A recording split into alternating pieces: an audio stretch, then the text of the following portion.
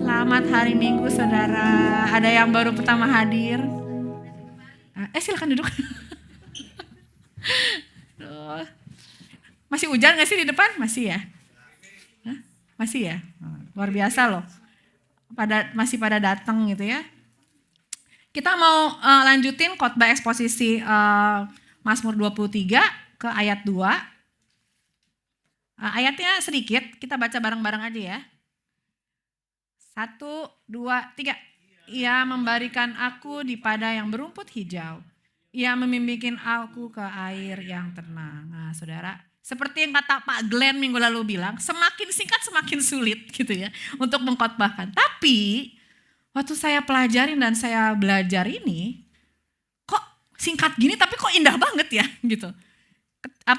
Hanya 2 kalimat tapi maknanya sangat dalam gitu. Mazmur 23 ayat 2 ini. Jadi kita lanjutin ke Mazmur 23 ayat 2 ini ya. Jadi di ayat ini kita lihat ada ia dan kata iya gitu. Nah, apa arti ia membaringkan dan ia membimbing? Kenapa dimulai dengan ia gitu kan? Nah, ia di sini berarti Tuhanlah yang aktif melakukan sesuatu bagi kita. Nah, saya mau ingetin dulu juga yang pertama kali khotbah tentang gembala yang baik, bahwa gembala itu adalah gambaran Kristus gitu. Dan sedangkan domba adalah gambaran kita gitu. Nah, jadi ia di sini adalah gambaran gembala yang membaringkan kita. Yang artinya dia yang aktif saudara, bukan kita yang membaringkan diri sendiri di padang gurun, tapi dia yang membaringkan, dia yang membimbing. Jadi Allah yang berinisiatif dan Allah yang aktif. Nah, waktu Daud menulis ini saudara, sebenarnya kok ini membimbing di padang rumput yang hijau. Kenapa ditulis rumput yang hijau? Karena kan rumput kan gak cuma hijau loh. Mungkin ada jenis-jenis rumput lain, mungkin buat orang yang pertanian yang lebih ngerti tentang rumput. Rumput gak cuma hijau, ada yang merah mungkin, ada yang kuning gitu ya. Tapi di sini jelas banget rumput yang hijau gitu. Dan juga di sini dibilangin bahwa air yang tenang gitu ya. Nah, yang lucunya waktu saya lagi cari-cari bahan ini, ternyata arti kata hijau gitu ya, itu tuh ada artinya saudara. Nah, waktu Daud menulis ini, kekuatan dari gambaran-gambaran tentang penggembalaan ini menjadi satu untuk menggambarkan keindahan dari peristirahatan yang seharusnya kita nikmati. Nah, pernah gak mikir gini, kalau kita mau mikir liburan ya, liburan kenaikan kelas atau mungkin akhir tahun, kita kalau lagi planning liburan, yang kita ingat pengen kemana? Mungkin yang youth coba pengen kemana kalau liburan? Luar negeri, pengen kemana luar negeri? Lihat apa? Kalau kita lihat Traveloka gitu ya, terus kita cari destinasi, kita pasti cari pantai, betul gak? Cari ada apanya nih, misalnya ke luar negeri, mau cari yang winter misalnya gitu ya. Pengen lihat apa sih di sana? Pengen lihat view, bener gak? Langit biru, bener gak? Yang kita gak dapetin mungkin di Jakarta, ya kan? Karena saking polusinya gitu ya. Nah, jadi waktu Jakarta tiba-tiba langit biru gitu ya, cepet-cepet ambil kamera. Gitu kan? Apalagi yang Gen Z gitu ya. Burem-burem pokoknya yang penting ada biru gitu. Gitu. Jadi kita senang gitu karena kenapa sih sebenarnya kok Tuhan tuh dengan jelas menggambarkan rumput hijau gitu. Ternyata ada artinya saudara, bahwa hijau itu artinya pemeliharaan, hidup dan pertumbuhan. Sedangkan biru artinya rest, kedamaian dan transendensi. Nah, transendensi itu artinya di luar Allah yang begitu tidak terbatas gitu ya. Artinya tuh tidak terbatas gitu. Nah, kayak kita ya kalau lagi libur serang ke puncak gitu kan, cari view gitu kan, cari warna hijau-hijau gitu.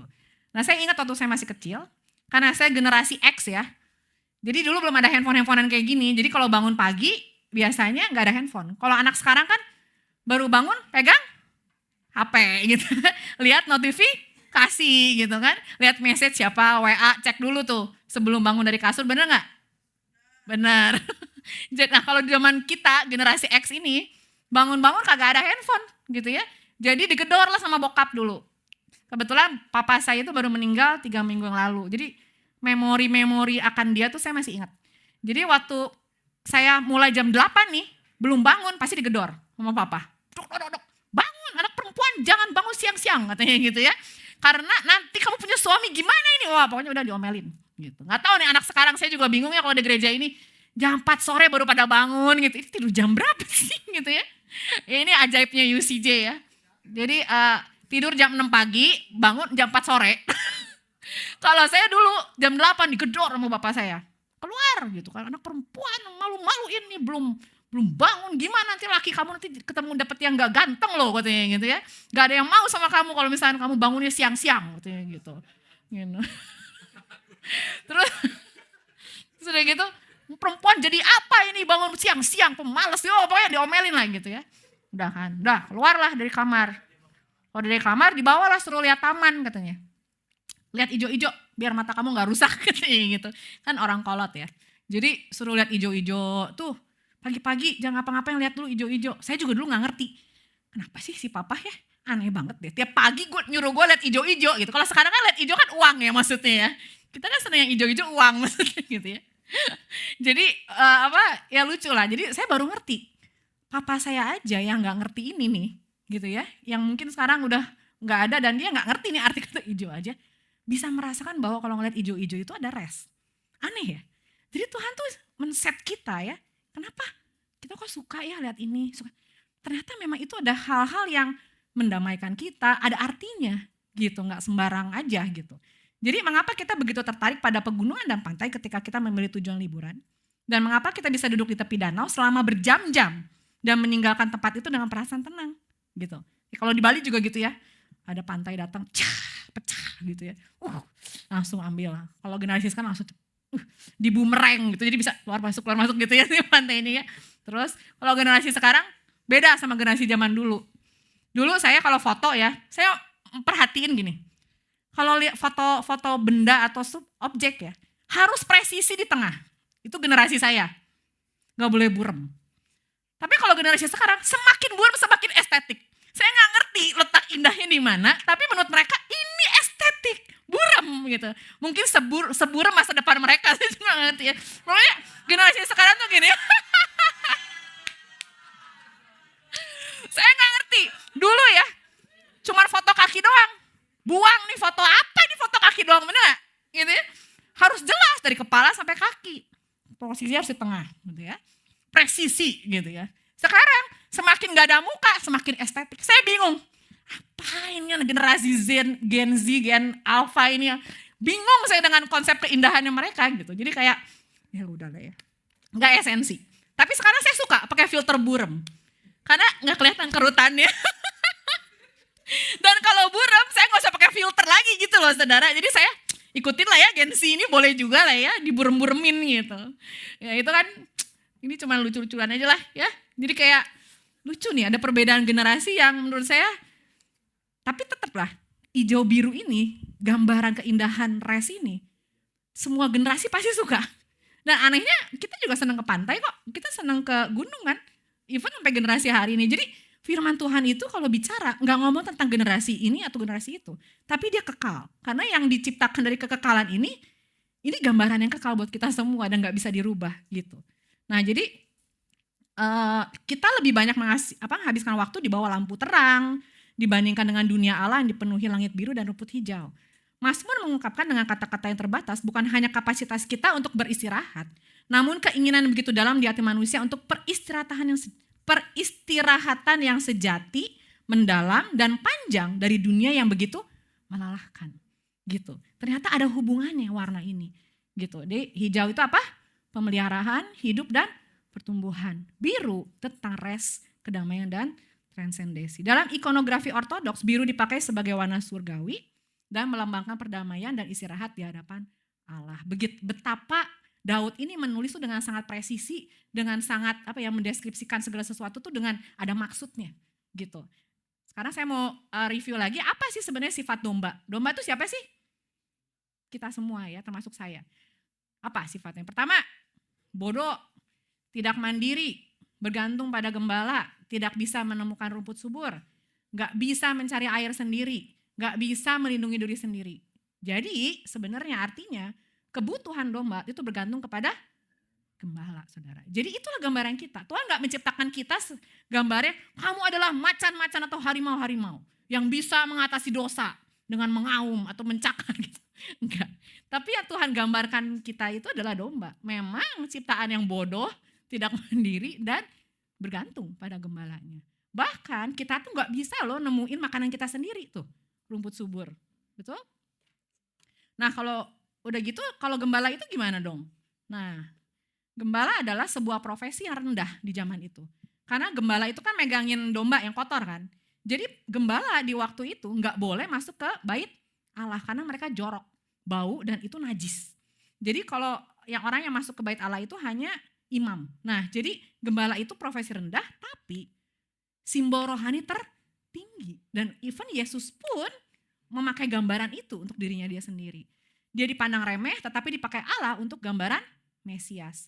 Dia memimpin dengan suara bukan dengan paksaan. Dia memberi makan dan memelihara. Dia meresikokan hidupnya dengan apa? Dengan memberi nyawanya. Itulah sifat gembala gitu. Nah, saya mau lanjut ke kata membaringkan. Apa itu kata membaringkan? Membaringkan adalah artinya rest. Nah, kita kalau lihat membaringkan itu cenderung kita melihat rumput hijau seperti ini ya.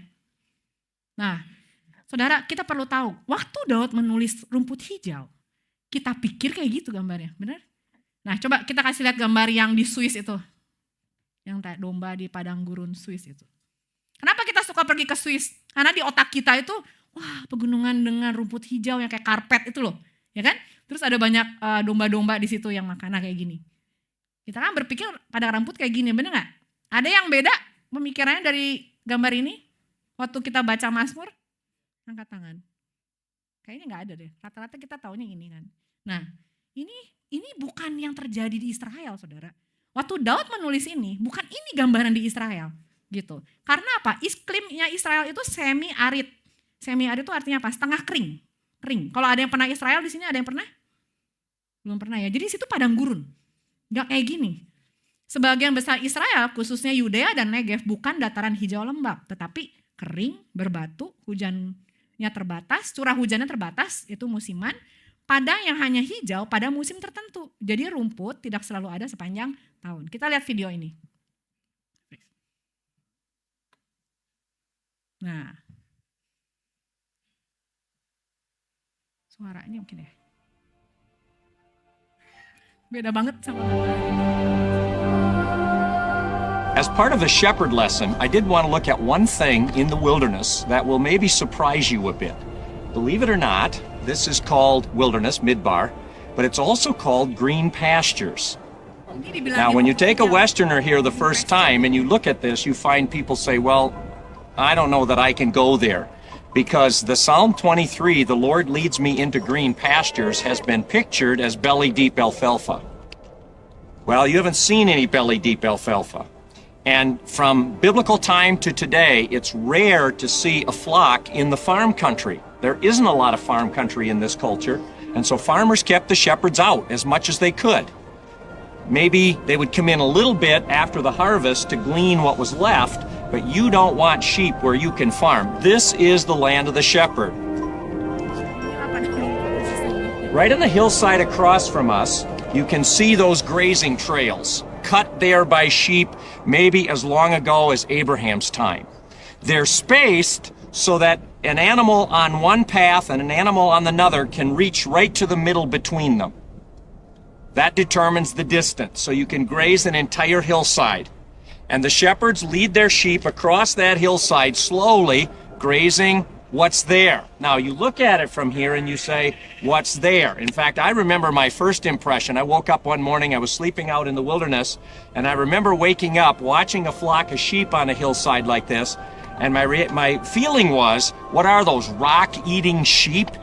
I mean, what do they eat? How can you call this green pastures? Well, the answer is, there's a small amount of moisture present here. They get a little bit of rain every year. Not much, but a little. Second, there is humidity in the air, especially in the evening breeze, like right now, you can feel it coming from the west off the Mediterranean. There's moisture in the air.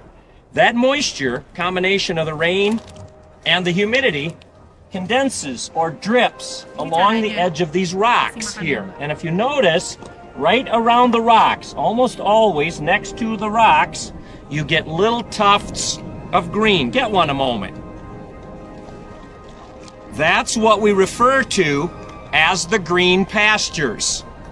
So the shepherd looks for a hillside. That's exactly what she was doing. Look at that flock across from us there. Just stunning.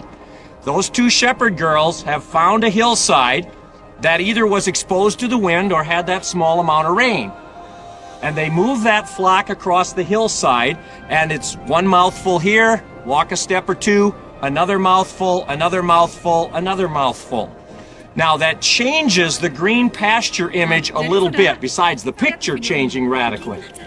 Green pastures. Kita pikir kita seenaknya bisa makan di padang rumput yang seperti tadi di Swiss. Kita makan aja seenaknya gitu. Ternyata enggak loh. Waktu Daud tulis ini, dia tahu benar pribadi Yesus itu seperti apa waktu di gambarannya dia waktu pada zaman dulu gitu. Jadi keadaannya seperti itu, saudara. Jadi artinya rumput itu sebuah anugerah. Bukan hal yang biasa ada rumput. Bayangin ya, untuk domba-domba itu makan, perlu gembalanya cari ada rumput di tengah-tengah batu. Karena apa? Di dalam batu itu ada moisture, ada air. Karena dia bilang setiap malam ya, evening itu sekitar jam 6, jam 7.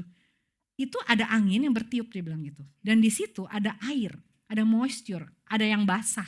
Tandanya waktu ada air dan angin itu, ada kehidupan. Karena kan di padang gurun kan kalau di Israel itu. Jadi waktu ada air biasanya ada makanan. Jadi gini, gembala mencari kemana angin itu bertiup dan ada moisture di situ, berarti itu ada rumput. Tapi yang cari ini siapa? Bukan domba, saudara. Tapi gembala. Jadi sebenarnya gambaran Daud waktu tulis ini, dia membaringkan aku. Artinya dia yang cari suplaian buat hidup kita, saudara. Ini kan saya begitu lihatin, wah, salah banget kita selama ini memandang kita berbaring tuh kayak gini, gak ngapa-ngapain gitu.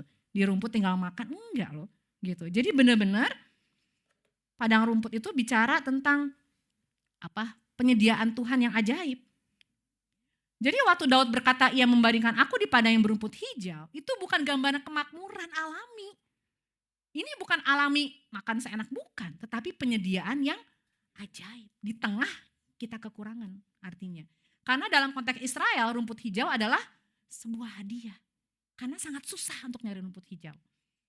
Nah rumput hijau itu artinya tanda pemeliharaan khusus loh gitu. Jadi gak biasa gitu. Seorang gembala harus mencari, bukan diem aja. Domba tidak bisa survive sendiri. Penyediaan datang dari luar dirinya si domba. Artinya Allah sebagai pemelihara dalam situasi apa, saudara? Bukan tentang kelimpahan, saudara. Bukan kelimpahan alami. Contoh, kita nih punya uang 500.000 di kantong. Kita bisa tentuin sendiri mau makan apa habis ini, bener gak? Ya kan? Itu namanya kelimpahan alami dari hasil kerja. Tapi di sini mau ngomong bahwa Yesus waktu si Daud tulis itu membimbing ke padang rumput itu, artinya dia tahu Allah itu penyedia di waktu kita kurang gitu. Jadi buat saya lebih ngerti bahwa statement ini gak cuma biasa, tapi rumput adalah sebuah anugerah, saudara. Nah lalu kalau gitu, apa itu air? Gitu kan? Kan satu lagi, ia membimbing aku ke air yang tenang. Air itu bicara tentang refreshment, penyegaran gitu. Nah domba itu gak bisa minum di air yang bergelombang. Jadi airnya harus tenang, baru dia bisa minum. Makanya bayangin ya, domba itu binatang yang sangat panikan, bingung, takut, jadi ada apa dikit tuh dia gak bisa minum, gak bisa makan gitu. Jadi domba-domba tuh pada baper gitu ya. Mungkin hari ini yang suka baperan ya udah, ini sifatnya kita memang gitu kan ya. Sifat-sifat domba-domba ini memang begitu gitu. Jadi ya itu, dia harus minum di air yang tenang. Nah air tenang itu di dalam Israel, di negara itu sangat jarang. Bayangin ya, padang gurun aja susah air. Nyari rumput aja harus cari moisture dulu, harus cari kelembapan. Jadi air di zaman itu sangat susah. Gak seperti hari ini kita tinggal buka keran, juga di Indonesia sih tropis ya. Jadi kayak gampang banget. Tapi di Israel air itu adalah sebuah gambaran bahwa air itu bukan hal yang biasa buat mereka. Israel punya 2 musim kering panjang. Jadi air adalah sebuah anugerah, bukan hal normal. Jadi gembala harus menuntun ke sumber air gitu. Jadi cari air aja gak bisa kita gitu. Nah saudara, pertanyaannya apa sih gambaran air itu bagi kita? Kita sering cari air yang salah. Nah saya mau kasih tahu di Yohanes 4 ayat 13-14. Saya bacain ya. Jawab Yesus kepadanya, barang siapa minum air ini, berarti ada air itu dong. Benar gak? Kalau dia bilang air ini, berarti air itu juga ada. Nah itu apa? Barang siapa minum air ini, ia akan haus lagi. Tetapi barang siapa minum air yang akan kuberikan kepadanya, ia tidak akan haus untuk selama-lamanya. Sebaliknya, air yang akan kuberikan kepadanya akan menjadi mata air di dalam dirinya yang terus-menerus memancar sampai kepada hidup yang kekal. Di sini Tuhan ngomong jelas banget. Ada air itu dan air ini. Air dariku dan air dari yang lain. Artinya apa saudara? Ada berapa banyak kita sering minum air yang bukan dari Dia. Artinya kita sedang mencari sumber-sumber di luar Kristus yang kita minum. Sehingga kita akan haus terus. Gak pernah puas. Kita cari lagi. Itu adalah gambar siapa sih yang jadi sumber dalam hidup kita. Apa itu gambaran air? Kita sering berpikir kita minum di sumber air yang benar, tapi ternyata salah. Malah membuat kita stres. Artinya kita sering mencari-cari sesuatu di luar Tuhan. Air yang kita cari sendiri hanya akan membuat kita haus lagi dan tidak membawa kepuasan. Air yang bisa diminum bukan air beracun yang membuat kita mati kalau air yang dari Tuhan. Contoh, salah satu contohnya apa? Air yang di luar Kristus. Ini yang gampang tapi kita sering lupa. Contoh keluarga. Ini kan keluarga baik gak? Baik kan?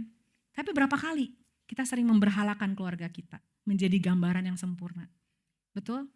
Gambaran kita gini, mama papa ada, kakak ada rukun semua baik-baik aja.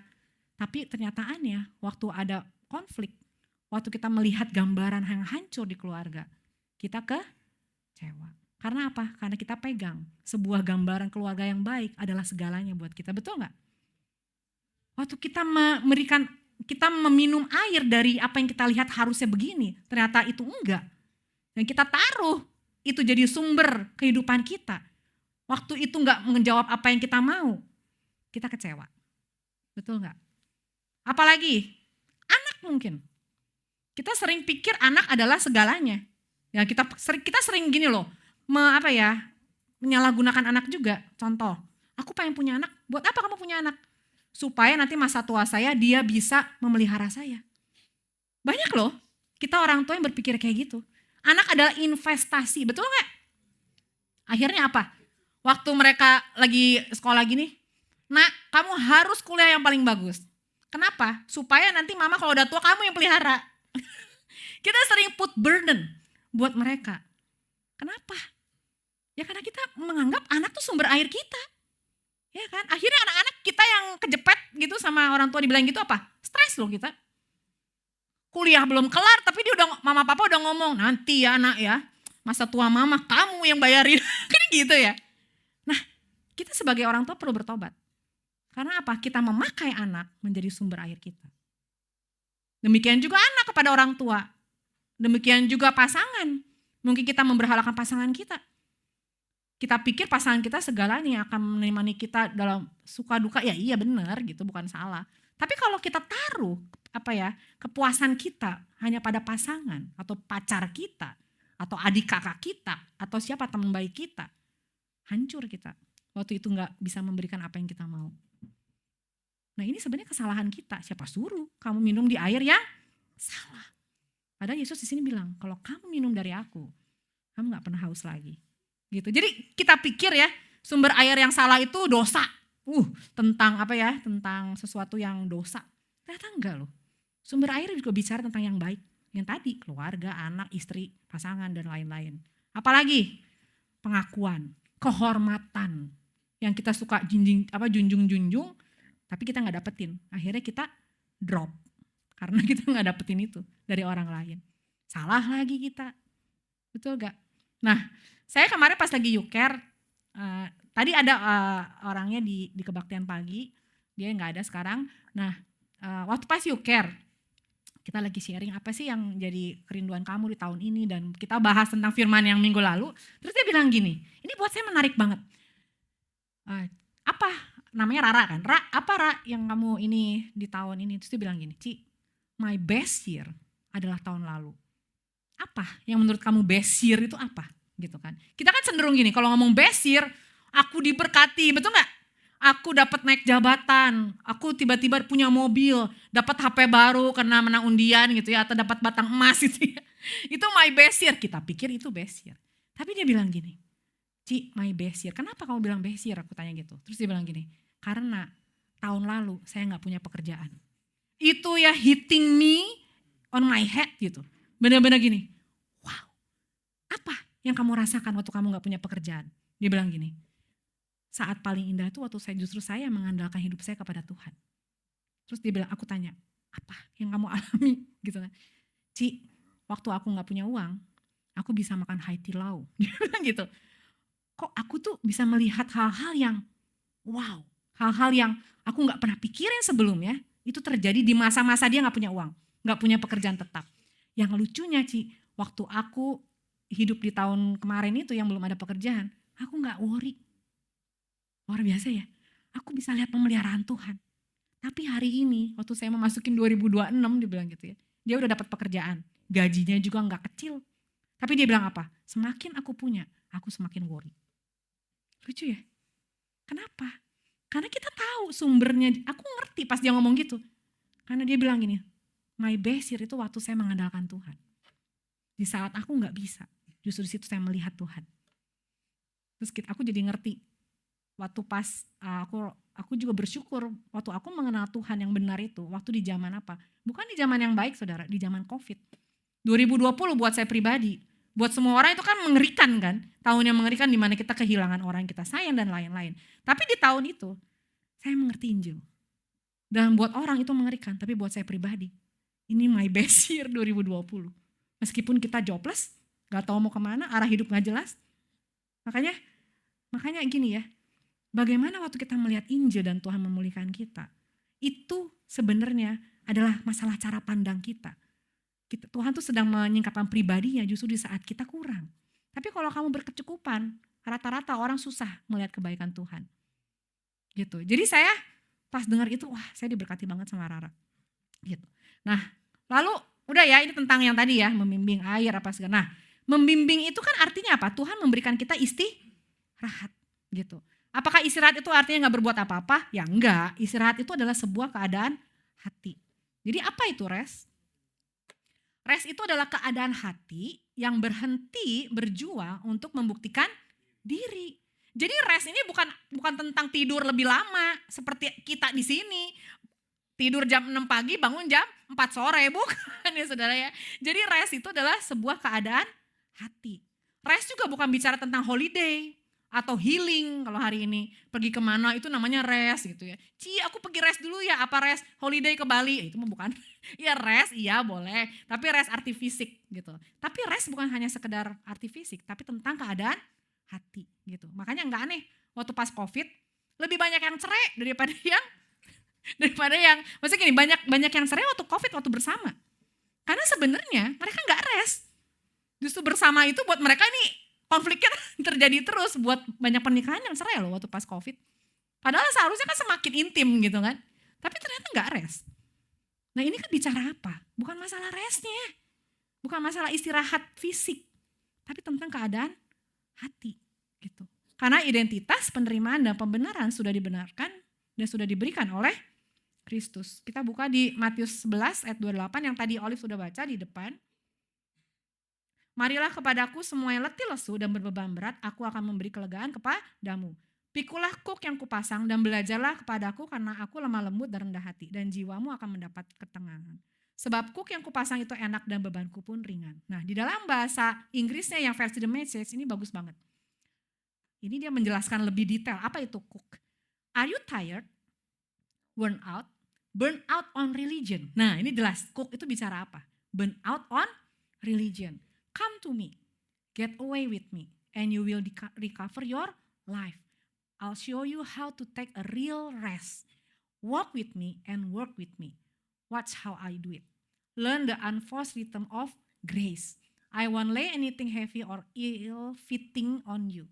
Keep company with me and you will learn to live freely and lightly.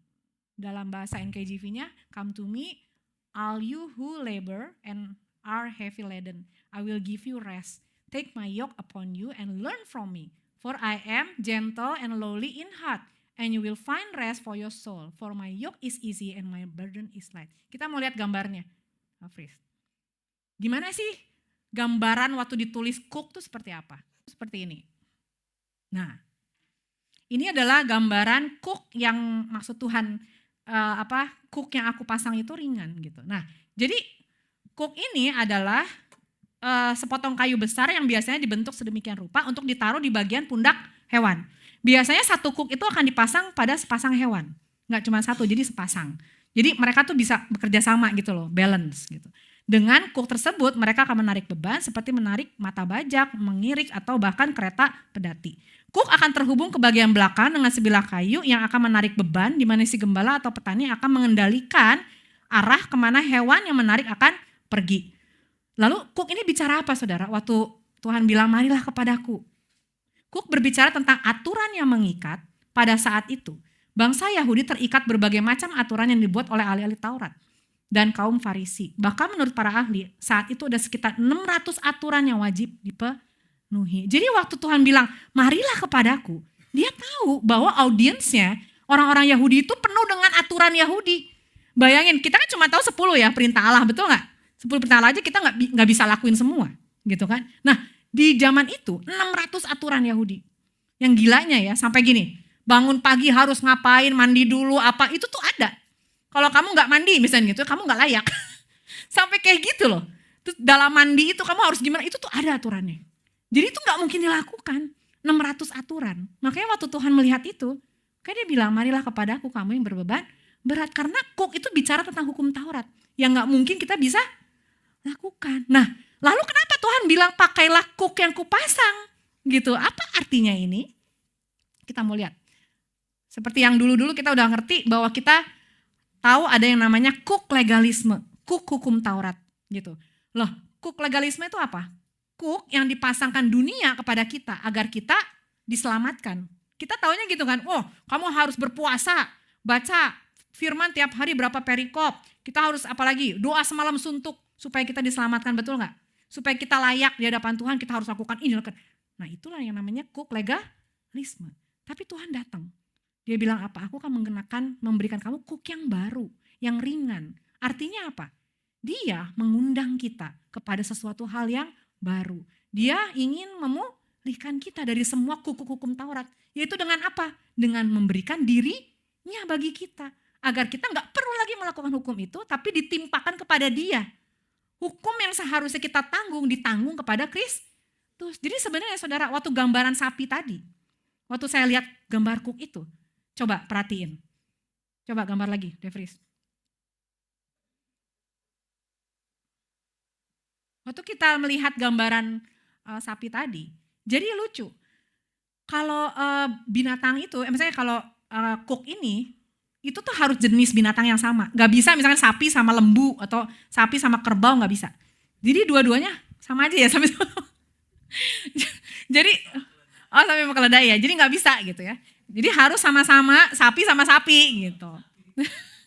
Nah kenapa ini gambarannya kayak gini? Kenapa gak Tuhan bilang dikasih karung beras kayak apa gitu. Kenapa cook gitu. Ternyata kalau kita perhatiin, coba. Waktu kita dikenakan hukum Taurat, sebenarnya kita tuh kan lagi berjalan di bawah hukum yang berat yang kita gak bisa lakuin. Tapi Tuhan menggambarkannya tuh cook. Artinya apa? Ada sepasang yang lain. Ada apa? Makanya Allah turun menjadi manusia. Agar apa? Agar dia bisa merasakan apa yang kita rasakan. Dan menanggung apa yang kita tidak bisa tanggung. Artinya waktu kita diberi cook yang baru, dia bersama kita menanggung cook itu. Waktu lihat ini, saya gini, sebenarnya bukan kita yang nanggung cooknya. Makanya Tuhan bilang kuku itu ringan dan enak. Sebab yang nanggung adalah aku, maksudnya Tuhan gitu kalau dijelaskannya. Kita hanya perlu bersama. Kamu gak sendiri. Nah, kalau pengajaran hyper grace akan berhenti di sini. Oh udah kamu udah gak usah lakuin apa-apa lagi. Udah Yesus semua yang lakuin. Jadi kita gak usah capek-capek kerja, tidur aja tiap hari gitu. Enggak, tapi Tuhan bilang apa? Pakai cook yang kupasang, artinya apa? Artinya kita tetap berusaha. Hari ini kita tetap kerja, tetap harus bertanggung jawab akan segala hal yang kita lakukan. Tapi beda, kita work under grace. Under apa? Under apa yang Yesus sudah lakukan buat kita. Sehingga gak berat lagi. Karena dia yang nanggungnya sebenarnya bersama-sama kita. Itulah bedanya saudara. Wow banget ya. Jadi dia loh sebenarnya yang nanggung waktu dia bilang dipasang, itu sebenarnya dia yang nanggung juga. Jadi kita waktu kita taat, itu bukan karena kita harus, bukan karena kita untuk diselamatkan, tapi karena kita melihat, karena kita sudah rest, maka kita taat. Nah ini bedanya. Agama atau legalisme, pikul kuk dulu, supaya dapat rest. Tapi kalau Injil apa? Datang dulu. Makanya Tuhan bilang, mari datang kepadaku. Datang dulu. Tuhan kasih rest dulu. Aku memberi rest. Rest apa? Di dalam pada karya salibnya. Baru pikul kuk. Tapi kuknya pun sebenarnya dia yang tanggung. Kita hanya perlu menjalani hidup ya, cari uang kan tetap harus. Kerja kita tetap harus, berbuat baik tetap harus. Tapi bukan lagi satu keharusan yang karena takut kehilangan keselamatan. Tapi karena kita tahu karya Kristus begitu indah, maka kita mau berbuah bagi Kristus. Dimampukan. Karena kita bersama-sama dengan Roh Kudus melawan dosa. Gitu saudara. Jadi ini bedanya. Farisi apa? Pertama apa? Obedience. Taat dulu. Nah kita kan sering gitu kan. Taat dulu baru kita diterima sama orang lain. Setelah diterima baru kita bisa rest. Kita pikir rest tuh harus melakukan ini dulu, itu dulu. Tapi di dalam Injil Tuhan bilang apa? Rest dulu kamu. Identitas kamu sudah ditebus. Baru kita diterima. Lalu baru kita menghasilkan ketaatan. Beda ya? Beda, jelas banget di sini. Nah, jadi rest tidak datang dari kontrol diri. Tapi rest datang dari dipimpin. Jadi rest itu adalah artinya Allah yang bertindak bagi kita. Seperti tadi yang rumput hijau gitu. Nah, Timothy Keller bilang gini. Without the gospel, we work even when we rest. Tapi with the gospel, we can rest even while we work. Bisa lihat bedanya gak? Tanpa Injil, hidup adalah kerja tanpa selesai. Namun karena Injil, kita tenang walaupun kita terus bekerja. Wah, ini yang kita kadang-kadang suka bingung. Nah, terus hal-hal apa sih sebenarnya yang nggak bisa membuat kita rest? Contoh, ini pertanyaan-pertanyaan yang perlu kita renungkan ya. Apakah penampilanmu membuat kamu tidak bisa rest? Karena tuntutan dunia yang memiliki standar kecantikan yang tinggi untuk diakui orang lain. Gak pernah puas, mencari terus validasi orang lain. Kayak contoh sekarang, kenapa klinik di Korea laku? Bener? Kenapa sekarang wanita-wanita berlomba-lomba potong rahang, potong-potong semua dipotong, ditambah, dikurangin lah pokoknya. Kenapa wanita-wanita sekarang melakukan itu? Karena ini yang mereka cari. Mereka gak rest. Karena kecantikan itu sekarang menuju ke arah Korea gitu kan. Jadi orang melihat gini, oh wanita yang cantik itu rahangnya gak boleh kotak. Potong semua ya. Sedangkan waktu generasi saya itu rahang kotak tuh style baru. Style yang dulu keren kayak model Jennifer Lopez gitu ya. Cindy Crawford tuh rahangnya kotak-kotak tuh. Gitu kan. Itu makin kotak makin bagus. Makin berkarakter gitu ya. Hari ini tanda kecantikan berganti ke Korea. Yang gak ada rahang lebih bagus. V-shape gitu ya. Wah injek, filler, botox wah semua. Botox sini ngambai di sini gitu kan ya. Terus gitu filler di sini, bengkak di sini. Wah udah. Kita cari semua kepuasan hidup supaya orang mengakui kita, ya kan? Taruh di sini, implan sini, pokoknya udah akhirnya jadinya nggak acak kadut kalau bahasa Sundanya ya. Jadi kayak udah berantakan gitu. Nah itu, karena sebenarnya yang kita cari sebenarnya bukan kita pengen loh kayak gitu, betul nggak sih? Kita sedang mencari apa? Pengakuan, penerimaan. Kita cari validasi orang lain, betul nggak? Ya kan? Yang kedua, apakah makna hidupmu kamu taruh pada hal-hal fana yang sekejap saja dapat hilang? Uang, ketenaran, posisi, jabatan, kekayaan, nama baik, apa? Kita pikir nama baik itu penting ya. Tapi seringkali waktu nama baik itu jadi pusat dari segalanya. Makanya kita takut mengakui dosa. Betul gak? Kita tutup-tutupin dosa kita. Seakan-akan nama baik itu penting. Kalau kita taruh itu di situ, waktu kita ngalamin ternyata kita nggak bisa, kita hancur di situ. Apalagi membuat kita nggak bisa rest. Apakah kamu taruh pengharapanmu kepada manusia yang paling dekat? Dan kamu paling sayang? Namun kenyataannya mereka tidak seperti yang kamu harapkan atau mengecewakan kamu. Contohnya apa? Suami, istri, anak, orang tua, pacar, calon pacar, adik, kakak, teman dekat, whatever. Ya kan? Kita sering gitu kan? I will not leave you, asik gitu ya. Maksudnya kayak gitu kan ya. Terus ternyata pas mereka lupa sama kita, ulang tahun lupa aja, kita langsung bete. Kalau nggak tag gue sih di Instagram gitu kan. Atau kalau lupa sih sama ulang tahun gue, mulai. Berhalanya haus terus ya. Nah ini terakhir, apakah kamu takut tidak diterima orang lain ketika say no untuk hal yang tidak kamu suka? Kita sering kayak gini. Kita pikir itu baik loh, say no. Misalkan gini, Kat kesini yuk. Ya udah deh iya. Kesini yuk. Ya udah deh iya. Kita selalu nggak mau untuk ngomong enggak. Atau nggak mau, nggak bisa. Kita tuh takut. Karena sebenarnya yang kita cari itu kita masih transaksional. Kita takut melukai hati orang itu, gitu. Karena sebenarnya di hati kita tuh pengen gini. Kalau gue ngomong enggak, gue takutnya nanti pas satu saat waktu aku ajak orang itu juga dia ngomongnya enggak. Sebenarnya kita lebih takut itu loh, takut ditinggalin. Jadi kita tuh masih transaksional. Makanya kita nggak berani untuk menolak orang, untuk enggak, ya kan? Minum, enggak, gitu. Enggak kan jarang, pasti hayu gitu ya. Ya karena kita sebenarnya takut ditolak, gitu kan? Masih merasa tidak enak untuk menolak karena kita pun takut ditinggalkan atau takut tidak didukung. Ini masalah support juga ini jadi problem. Ya kan? I support you dengan harapan you support me back. Itu transaksional loh saudara. Kita pikir itu benar. Kita harus ngerti apa prioritas kita. Bukan masalah kalau kamu mau support orang, kamu harus tahu apa motivasi kamu support orang itu. Kalau bukan karena Kristus sudah, semua itu kedagingan artinya. Semua itu hanya menyenangkan hati manusia. Ini perlu direnungkan.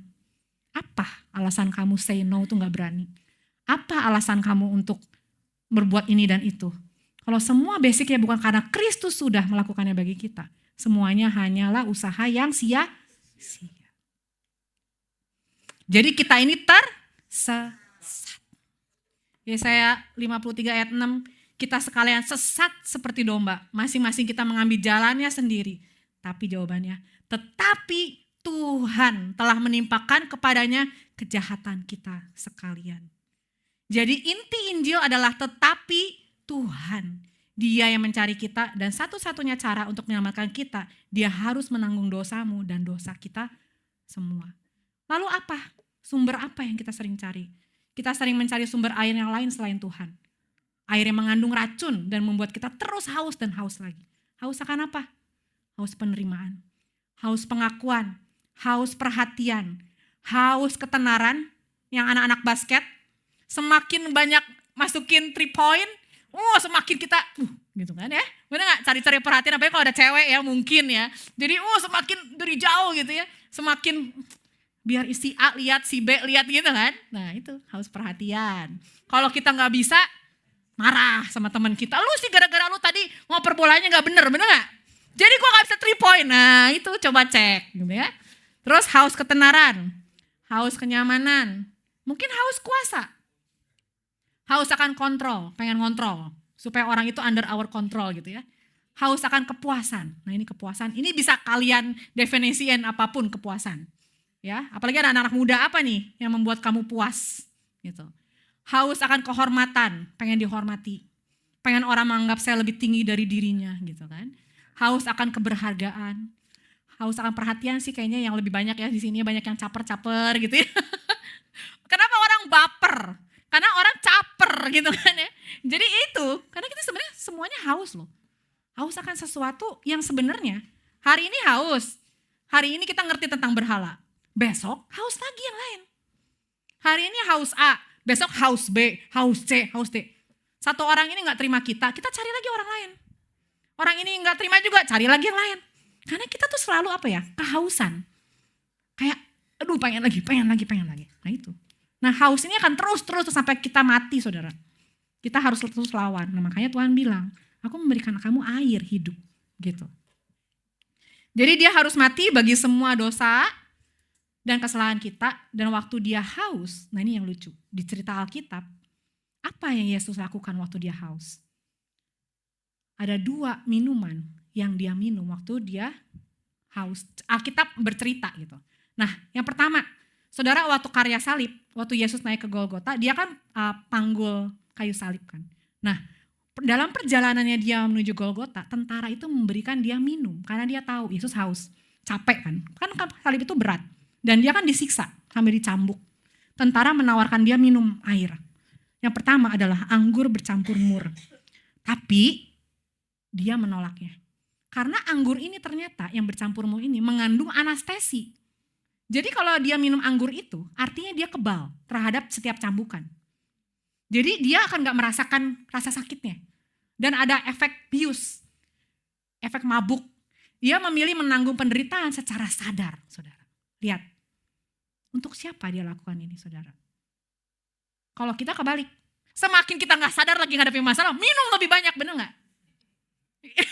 Siapa yang ngaku? Semakin kita terkapar supaya gak inget masalah, besok minum lagi. Betul gak? Kalau ada yang nawarin 1 botol, minta 3 botol kalau bisa buat 3 hari. Betul gak? Ya kan? Supaya apa? Supaya gak berasa. Supaya masalah-masalah kita tuh gak kita inget-inget. Caranya apa? Minum lebih banyak. Minggu lah anggur campur mur ini. Betul gak? Tapi apa yang Yesus lakukan? Yesus gak minum itu. Dia tolak. Dia bilang apa? Semua kesakitan cambukan itu aku tanggung. Dan aku minum. Gak aku minum, maksudnya aku rasakan. Artinya apa? Setiap kesakitan itu diserap sama dia. Kalau kita gak mau anti kesakitan, bener gak? Kita anti penderitaan. Tapi Yesus enggak. Dia serap di tubuhnya. Setiap kesakitan kita dirasakan. Murka Allah sama dia diambil. Dirasakan. Dan ditanggungnya di kayu salib. Beda sama kita yang suka cari dan lari dari masalah. Tapi Yesus enggak. Dia timpakan semua kesalahan kita di tubuhnya. Yang kedua, anggur asam. Waktu Yesus di kayu salib, dia kehausan. Lalu dia minta minum. Nah, jenis anggur ini, anggur asam itu anggur cuka. Cuka asam yang dicucukkan ke dalam karang itu ya, bunga karang. Artinya apa? Yang ini dia minum. Tapi arti dari anggur asam ini artinya dia sedang meminum kepahitannya kita, saudara. Kepahitan dan penghinaan. Anggur ini tidak mengandung bius. Tidak mengandung penahan rasa sakit, enggak. Tapi mengandung kepahitan dan penghinaan bagi dia. Kenapa dia lakukan ini? Kenapa yang satu dia tolak, yang ini dia minum? Karena dia mau merasakan apa yang kita rasakan. Setiap kepahitan hidup kita dan penghinaan yang orang lain taruh dalam hidup kita. Agar kita yang mengalami kepahitan dan penghinaan digantikan dengan penerimaannya. Ini yang dia minum. Kalau kita baru apa dikit lari dari masalah. Betul? Di salib, Yesus menanggung setiap kehausan kita akan hal-hal yang fana. Haus kepuasan, pengakuan, penerimaan. Dengan minum cuka kepahitan dan penghinaan. Agar kita gak haus lagi. Akan air-air palsu yang hanya memberikan kesenangan sesaat. Namun membinasakan. Lewat cuka asam ini, dia menelan rasa pahit kita akan kehidupan ini. Agar kita dapat mencicipi kemanisan hidup dan kecukupan pribadi Kristus. Serta kepuasan hidup di dalam pribadi Kristus. Di salib, kuk yang seharusnya kita tanggung karena dosa, ditanggungnya agar kita tidak lagi hidup karena hukuman dosa. Namun dimerdekakan dari kuk hukum dan dimampukan hidup oleh kasih karunia di dalam Kristus. Di salib, semua ketakutan dan kekhawatiran kita akan masa depan dipakukan. Agar waktu kita melihat salib, kita mempunyai pengharapan akan masa depan. Sebagaimana lewat kebangkitannya, kita dapat melihat adanya harapan kehidupan yang kekal. Di mana tidak ada lagi dosa yang mencemari hari kita. Hari ini kita sering mencari, bahkan kita mencari romantisme. Kita pikir romantisme adalah bentuk buah-buah roh. Ternyata romantisme hanyalah sebuah jebakan bagi kita. Untuk apa? Sebenarnya bukan itu tujuannya. Romantisme hanya dibuat manusia. Untuk supaya kita terdistract dari apa yang sebenarnya. Yang Yesus sebenarnya berikan, kasih yang sejati yang tanpa syarat itu. Gak cuman itu, banyak hal yang kita tercemar olehnya. Kita menginginkan itu.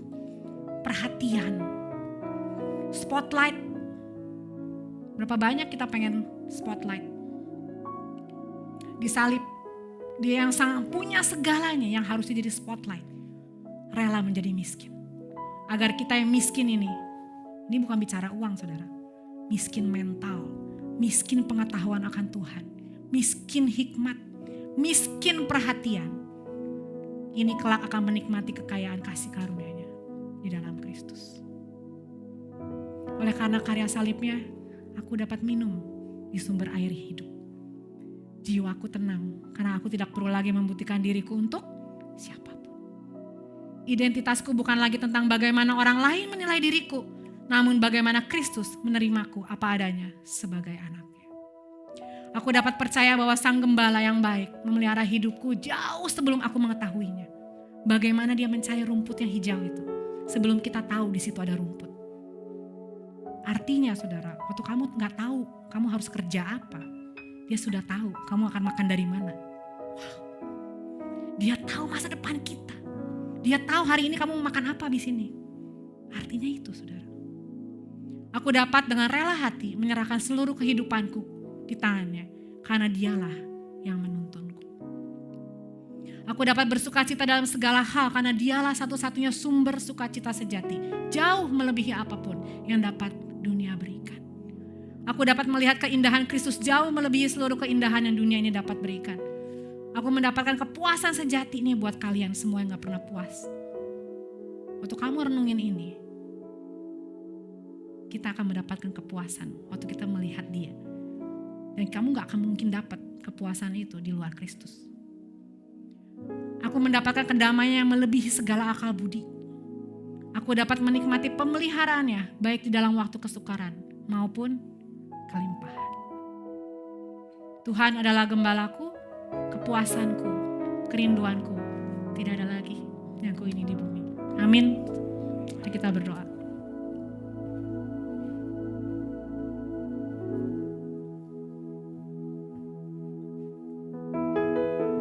Tuhan, gak ada satu kata lagi Tuhan yang bisa kami dapat offer di dalam hidup kami Tuhan. Karena kami tahu gak ada yang baik dalam hidup kami Tuhan. Hanya ucapan syukur yang kami bisa naikkan ke hadapan Engkau. Karena kami tahu semua yang dapat kami lakukan hari ini, itu bukan tentang kami Tuhan. Bukan karena kami mampu Tuhan. Tapi sebenarnya hanya Engkau duluan yang berjalan di depan kami Tuhan. Sang Gembala sejati. Kami hanya domba-domba yang bodoh, yang gak tahu arah, kadang-kadang sok tahu, sok pengen jadi pahlawan, padahal kami tersesat. Sama-sama tersesat Tuhan. Malam hari ini kami bertobat Tuhan.